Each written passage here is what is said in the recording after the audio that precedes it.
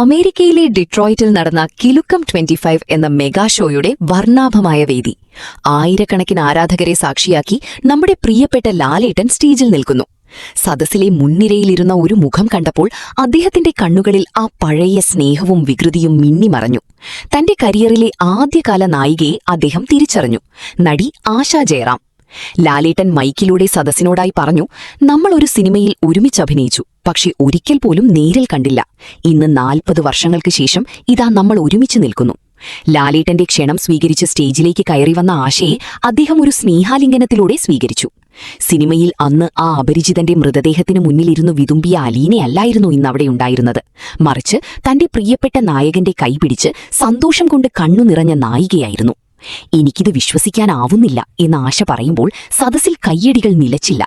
സിനിമയിൽ നഷ്ടപ്പെട്ടുപോയ ആ കണ്ടുമുട്ടൽ 40 വർഷങ്ങൾക്ക് ശേഷം ജീവിതം അവർക്ക് തിരിച്ചു നൽകി.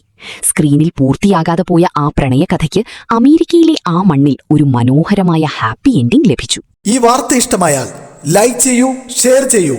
നിങ്ങളുടെ അഭിപ്രായം കമന്റായി രേഖപ്പെടുത്തൂ. സബ്സ്ക്രൈബ് ചെയ്യൂ ബബിൾകം മീഡിയ.